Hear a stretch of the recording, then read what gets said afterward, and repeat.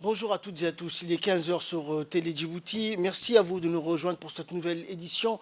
Voici les titres. Le président de la République a reçu l'envoyé spécial des affaires du Somaliland.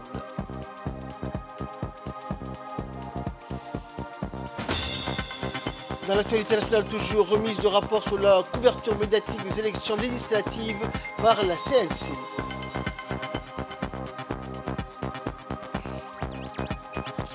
L'Organisation de la coopération islamique tient Israël responsable des tensions. Voilà pour les titres, bonjour à tous. Le président de la République, Ismaël Omar Guelleh, a reçu ce matin au Palais de la République l'envoyé spécial dans les affaires de la Somaliland, Abdelkarim Hussein Gouled. L'envoyé spécial a mis à profit au cours de l'audience avec le chef de l'État l'importance de son expertise et ses conseils avisés afin de s'acquitter au mieux de sa mission d'envoyé spécial des affaires de la Somaliland et à mener à bien les pourparlers entre la Somalie et la Somaliland. Ensuite, l'envoyé spécial dans les affaires somalilandaises, Abdelkarim Hussein Gouled, a transmis au début de l'audience au président de la République les salutations du président somalien Hassan Sheikh Mohamoud. Cette rencontre du président de la République avec l'envoyé spécial des affaires somalilandais intervient dans le cadre d'une tournée dans les pays de la Corne de l'Afrique pour solliciter un soutien politique des pays de la région dans le pourparlers entre la Somalie et la Somaliland. Et dans une brève interview accordée donc à l'issue de sa rencontre avec le chef de l'État, l'envoyé spécial des affaires de la Somaliland, Abdelkarim Hussein Gouled, a indiqué que l'objet de sa visite pour solliciter l'expertise du président de la République et ses précieux conseils avant les pourparlers de la Somalie et la Somaliland, nous avons abordé deux sujets principaux, notamment donc la salutation du président somalien Hassan Sheikh Mohamoud donc adressée au président Ismaël Omar Guelleh, et le second point qui est l'objet de ma visite à Djibouti, voir le président pour une concertation avec le chef de l'État pour avoir son expertise et ses conseils avisés pour le pourparler entre la Somalie et la Somaliland. Et comme on le sait, le président de la République est un expert des affaires somaliennes et un homme sage de la Corne de l'Afrique, et ses conseils, son expertise sont essentiels. Cette visite intervient dans le cadre d'une tournée dans les pays de la région pour avoir un soutien politique en faveur de la Somalie dans le pourparlers entre la Somalie et la Somaliland. Le ministre de l'Éducation nationale et de la formation professionnelle, Moustapha Mohamed Mahmoud, et l'ambassadrice de France à Djibouti, Dana Purkarescu, ont signé aujourd'hui une convention dans le cadre du Fonds de solidarité pour les projets innovants pour un continuum école d'excellence, classe préparatoire aux grandes écoles. Le secrétaire général du MENFOP, le conseiller de coopération et d'action culturelle et de nombreux hauts cadres et responsables du MENFOP ont pris part à la cérémonie de signature. Ce financement du ministère français de l'Europe et des Affaires étrangères issu du Fonds de solidarité pour les projets innovants accompagne le MENFOP dans sa stratégie visant à renforcer l'amélioration de l'accès à l'équité et la qualité de l'éducation à Djibouti. L'objectif global du projet d'appuyer Djibouti dans sa volonté de promotion de nouvelles élites formées dans son système éducatif et en mesure d'intégrer des grandes écoles françaises. Il permettra de soutenir la mise en œuvre des classes préparatoires au lycée Excellence, constituant une filière d'excellence pour les élèves de cet établissement emblématique créé pour détecter et recruter les élèves les plus prometteurs car détenant un haut potentiel intellectuel. Et ce financement permettra également une mobilité croisée entre les différents acteurs intervenant au niveau des CPGE du lycée d'excellence. Le ministre de la Communication chargé des Postes et Télécommunications, Radouane Abdullahi Bahdoun, a reçu ce matin en audience l'équipe de la Commission nationale de la communication, conduite par leur président Ali Mohamed Dimbio, qui lui a transmis à cette occasion son rapport sur le déroulement de l'élection législative du 24 février dernier. Le but de ce rapport récapitulatif sur les déroulements des couvertures médiatiques lors des élections législatives du mois de février consiste à un communiqué à travers ce rapport les constats de la CNC sur le terrain ainsi que ses recommandations. Détaillé sur la supervision de la couverture médiatique. Le présent rapport, qui sera rendu public, poursuit un double objectif. D'une part, la CNC tient à sensibiliser les décideurs politiques et l'opinion nationale sur l'importance de la couverture médiatique des échéances électorales.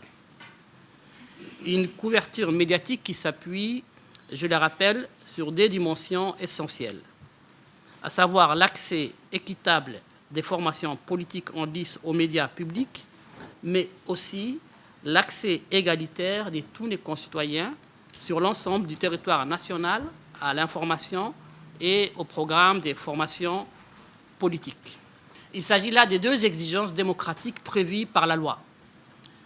Les commissaires de la CNC, dont j'ai salué l'esprit des sérieux, après avoir sillonné les régions, après avoir effectué les décomptes des temps d'antenne, ont consigné dans ces rapports les points faibles et les points forts qui ont émaillé la couverture médiatique de ces législatives. Le deuxième objectif de ces rapports est naturellement de proposer au pouvoir public un ensemble de recommandations pour améliorer la communication politique, mais aussi de façon globale notre communication.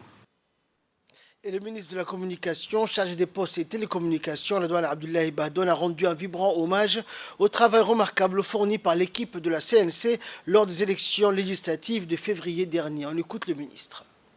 Félicité pour le travail accompli. Pendant la campagne des élections législatives de février dernier, vous avez été vraiment à la hauteur des missions qui vous ont été confiées et vous l'avez fait de manière professionnelle.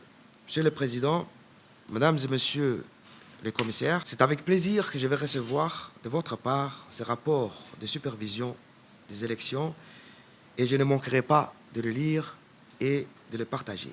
Pour finir, je tiens à vous encourager d'aller de l'avant et sachez que le ministère de la Communication, chargé des postes télécommunications, sera toujours à vos côtés pour vous soutenir dans vos différentes missions qui vous ont été confiées. Je vous remercie. Dans l'actualité également, dans l'optique de développer l'axe priorité Afrique de l'UNESCO, la dynamique commission nationale azerbaïdjanaise a organisé, sous l'égide de l'UNESCO, cette semaine à Bakou, la capitale azerbaïdjanaise, en collaboration avec l'université ADA, le deuxième programme de renforcement des capacités des secrétaires généraux des commissions nationales UNESCO de 10 pays francophones d'Afrique, dont la République de Djibouti. Le secrétaire général de la commission nationale UNESCO de Djibouti, Mohamed Moussa Yabé, a participé à cet atelier qui avait pour principal objectif de développer davantage les relations de coopération existant entre l'Azerbaïdjan et les pays africains dans le domaine du développement durable et de la culture de la paix. Ainsi, la commission azerbaïdjanaise veut contribuer au mandat de l'UNESCO. La société Tamini Insurance a organisé hier après-midi la première cérémonie de distribution des excédents de l'année 2022 au Djibouti Palace Kempinski. Cet argent va être distribué aux clients inscrits durant l'année 2022. La cérémonie a été présidée par le directeur général de la société Tamini Insurance, Mohamed Bahdoun, et a été animée par le directeur commercial Habib Abdi Hussein. En pris part à cet événement, le directeur général de la Salam Bank, le directeur général de la SGTD, les membres du conseil administratif de la société Tamini et les clients de l'assurance Tamini. Djibouti a pris un certain nombre de mesures en vue de redynamiser le secteur des assurances. L'assurance Tamini est la première compagnie d'assurance islamique à Djibouti qui fournit des solutions innovantes, fiables et abordables basées sur des valeurs islamiques. La cérémonie a été clôturée par une remise aux clients d'un chèque d'un montant de 12 972 571 francs Djibouti comme excédent de l'année 2022. Concernant la distribution, il est porté à la connaissance des clients que l'assurance de Tamini Insurance contactera après l'Aïd al-Fitr. Et le directeur général de Tamini Assurance a donc annoncé officiellement le surplus généré par le fonds des assurances par la société Tamini. L'objectif de la rencontre est tout d'abord d'annoncer le surplus généré par le fonds des assurés pour l'année 2022. Comme vous le savez, la République de Djibouti a pris un certain nombre de mesures en vue de redynamiser le secteur des assurances. Après l'essor et les succès des banques islamiques, comme il a été rappelé par notre cher, c'est maintenant au tour des secteurs des assurances de jouer pleinement leur rôle de contribution à l'économie réelle. Et c'est dans cette perspective qu'une loi régissant l'assurance islamique a été promulguée en 2012, et son décret d'application est entré en vigueur en 2014, par ainsi instaurant les modalités d'application relatives à l'assurance islamique. L'assurance islamique dite takaful est un système basé sur la solidarité. La solidarité entre les membres afin de se couvrir mutuellement contre les aléas et les périls auxquels ils font face. Ce système, qui trouve sa source dans les textes de loi islamiques, repose principalement sur l'entraide collective et le partage de risques et des profits entre les membres. Bien que ce système soit nouveau à Djibouti, il a été mis en œuvre à travers le monde dans plusieurs pays, notamment dans les pays à majorité musulmane. C'est un système aujourd'hui qui a prouvé sa résilience et qui propose une alternative à la finance conventionnelle. Et notre équipe a également recueilli pour nous les impressions des clients de l'assurance Tamini. Parmi les clients de Tamiri Islamic Insurance, je suis très heureux de l'invitation et c'est une très bonne assurance qui vient juste d'instaurer depuis 2021 à Djibouti. Je dirais que les prochaines personnes qui sont vraiment intéressées à venir à l'assurance seront bienvenues.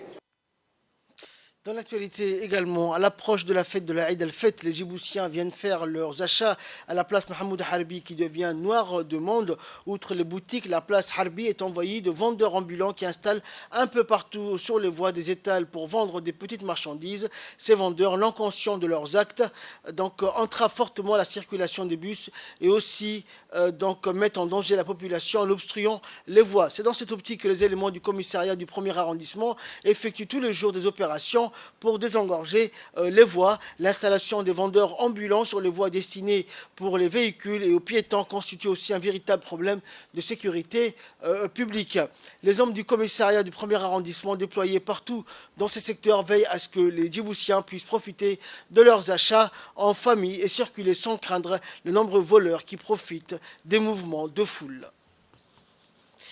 Et la police nationale poursuit ses opérations de lutte contre l'immigration clandestine un peu partout dans le centre-ville de la capitale. Tous les soirs, des opérations d'envergure diligentées par les hommes de la direction de la sécurité publique constituent au rond-point continue au rond-point de la place du 27 juin.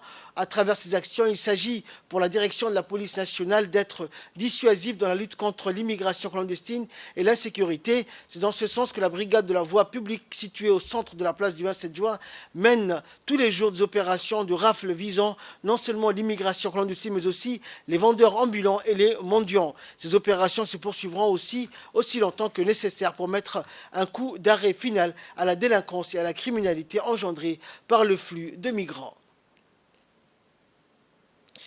Et là, nous passons à l'actualité internationale. En Palestine, l'Organisation de la coopération islamique tient Israël responsable des tensions. Le secrétaire général de l'Organisation de la coopération islamique, Hussein Ibrahim Taha, a averti que les crimes de l'occupant israélien alimenteront la violence et les tensions et déstabiliseront la région. S'exprimant lors d'une réunion d'urgence pour discuter des répercussions des incursions israéliennes dans la mosquée Al-Aqsa, Hussein Ibrahim Taha a souligné qu'Al-Quds est une partie intégrante du territoire palestinien occupé et la capitale de l'État de Palestine, ajoutant que la sainte mosquée Al-Aqsa, dans son intégralité, est un lieu de culte pour musulmans seulement. Le responsable de l'OCI a souligné que l'escalade des agressions contre Al-Aqsa et les fidèles constituait une violation flagrante du caractère sacré des lieux saints et la liberté de culte. Il a tenu l'occupant pleinement responsable des répercussions de ces crimes et violations graves, indiquant qu'il conduirait à alimenter la violence et les tensions et déstabiliser la région. Fin de ce journal. Merci de nous avoir suivis. Excellent après-midi sur Télé Djibouti.